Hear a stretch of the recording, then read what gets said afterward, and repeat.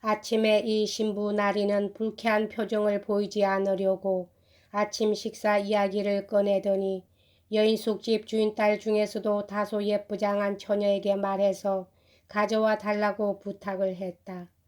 그 처녀는 그럴 여가가 없다고 했다. 그는 처녀 여동생에게 말을 걸었으나 그녀는 아예 상대도 안 해주었다. 언제까지나 기다렸지만 도무지 아침 식사는 오지 않았다. 필경은 우리가 처녀들 방까지 가게 되었다. 신부 나리는 아주 푸대접을 받았다. 그러니 내가 만족스러운 대우를 받을 턱이 없었다. 언니란 여자는 나를 돌아보더니 발 뒤축으로 내 발가락을 비비댔다. 거기는 티눈이 박혀서 몹시 아팠기 때문에 하는 수 없이 구두를 잘라내 버린 곳이었다. 동생은 갑자기 뒤로 돌아가서 내가 앉으려는 의자를 앗아가 버렸다. 어머니는 창밖으로 물을 버릴 때 물방울들이 내 얼굴로 튀게 했다. 어디에 가 있어도 곧 그리로 무엇을 찾으러 와서는 밀어냈다. 세상에 태어난 뒤로 오늘날까지 이런 냉대를 받은 일은 없었다. 이들의 업신여기는 듯한 바보 취급을 하는 듯한 눈길 속에는 어떤 무서운 분노가 숨어있는 것을 알았으나 어리석게도 나는 그것이 무엇인지를 그땐 알지 못했다. 멍하니 넋을 잃고 있노라니 이 여자들은 모두가 악마라도 붙어있는 것 같은 기분이 들었고 그렇게 생각이 들자 본격적으로 점점 무서워졌다. 그러자 지금껏 못 본 채 못 들은 채 하던 신부가 아무리 기다려야 아침밥이 나오지 않을 것으로 체념을 하고 밖으로 나가자고 했다. 나도 이런 새풀이에부터 빠져나가게 되어 다행이다 싶어서 허겁지겁 그의 뒤를 따랐다. 신부는 나오면서 카페로 아침을 먹으러 가자고 했다. 허기는 졌지만 그런 청을 받아들일 수가 없었다.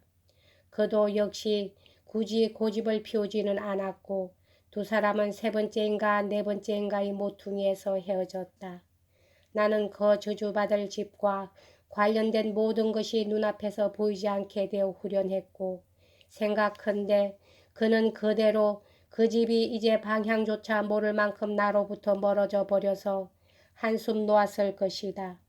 파리에서도 또 다른 어느 곳에서도 이 두 가지 사건과 비슷한 일은 일어난 적이 없었으므로 리옹 사람들에 대해서는 그다지 좋지 않은 인상을 품게 되었다.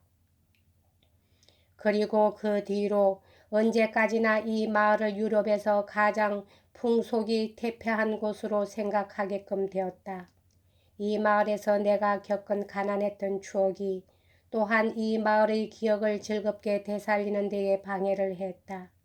내가 다른 사람처럼 생겨 먹어 자기 하숙집의 돈을 빌려 쓰기도 하고 외상값을 미루는 재능이 있었다면 문제없이 살아갈 수 있었을 것이다. 그러나 그런 것은 싫기도 했지만 또한 내겐 적합지도 않았다. 이 무능과 혐오가 어느 정도였나 하는 것을 상상하기 위해서는 거의 일생을 시리로 보내며 가끔 끼니를 못 잊는 생활을 해온 내가 당장 돈을 갚지 못해 상대에게 빚을 독촉당해 본 일이라곤 한 번도 없었다고 한다면 충분할 줄 안다. 시끄럽게 독촉을 받을 만한 빚을 질 그런 용기는 조금도 없었다.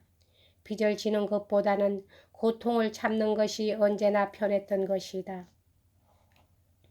길거리에서 밤을 새우게끔 된 것은 바로 그런 고통을 참은 예였다. 그리고 그것은 리옹에서 몇 번이고 있었던 일이다. 겨우 몇 푼 남은 것은 숙박비보다는 빵값으로 쓰고 싶었다. 결국 굶는 것보다는 수면 부족 쪽이 죽을 위험이 적었기 때문이다. 기묘한 것은 그런 비참한 상태에 있으면서 불안스럽지도 않았고 슬프지도 않았다는 것이다. 장래에 대한 아무런 걱정도 없이 별을 바라보며 노숙하고 장미 침대에 누운 듯이 태평한 마음으로 땅바닥이나 벤치 위에 뒹굴면서 샤틀레 양에게 오게 될 내 편지에 대한 답장을 기다렸던 것이다. 지금 생각나는 것은 시외의 어느 길거리에서 상쾌한 하룻밤을 세웠을 때의 일이다. 그것은 로너 강인지 쇼너 강인지 어느 쪽인지는 모르나 그 강변 길이었다. 한쪽 옆은 고원지대 모양으로 높아진 계단식 밭이 길을 따라 계속해 있었다. 낮에는 무척 더웠기 때문에 그만큼 저녁 때는 기분이 좋았다. 시들은 풀들도 이슬에 젖어 있었다. 바람도 없는 조용한 황혼, 공기는 서늘했으나 차지는 않았다. 태양은 이미 지고 하늘에는 붉은 노을만을 남겨두고 있었다. 그것이 물에 비쳐 수면을 장미색으로 물들이고 있었다. 청개로 된 대지의 나무들에 밤깨꼬리가 무수히 앉아 번갈아 가며 울어댔다. 나는 일종의 황홀의 경지를 헤매며 그런 모든 것의 상쾌함에 몸과 마음을 내맡긴 채 다만 은은한 한숨이 새어 나왔는데 그것은 혼자 즐기는 안타까움에서였다. 유쾌한 몽상에 잠긴 나는 피로한 것도 잊고 밤이 깊을 때까지 돌아다녔다. 그러는 사이에 피로감에 대한 의식이 느껴졌다. 대지 위 흙담 안에 활 모양으로 파여진 일종의 벽감 같기도 하고 비상구 같기도 한 그 밑 땅바닥에 기분 좋게 몸을 뉘었다. 내 침상이 된 그곳의 천정은 나뭇가지들로 만들어져 있었다. 누워있는 바로 위에는 마침 밤깨꼬리 한 마리가 있었다. 그 노래에 나는 잠이 들었다. 잠도 기분 좋게 잤지만 깨고 나니 더욱 기분이 좋았다. 날이 활짝 새어 있었다. 눈을 뜨니 강물과 들판과 웅장한 경치가 시야에 전개되었다. 나는 일어나 부르러 몸을 떨었다. 순간 시장기가 느껴졌다. 아직 남아있는 6프랑짜리 동정 두잎을 어디 한번 맛있는 아침밥 값으로 써보자고 결심하고 시내 쪽으로 활기 있게 걸어 나갔다. 어찌나 유쾌한지 도중 계속 노래를 부르며 갔다. 외우고 있던 바티스탱의 칸타타 또메리의 온천이란 것을 노래 부른 것이 지금도 생각난다.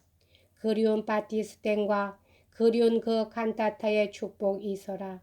어쨌든 그 노래의 덕분으로 생각했던 것보다 훨씬 훌륭한 아침밥을 먹게 되고 그것만이 아니고 전혀 생각조차 못했던 보다 훌륭한 점심까지 먹게 된 것이다. 신나게 노래를 부르며 걸어가고 있는데 문득 뒤에서 인기척이 있었다. 돌아다 본 적 한 사람의 재속 신부가 따라오고 있었다. 내 노래를 즐겁게 들은 모양이다. 그가 어느덧 가까이 와서 인사를 하며 음악을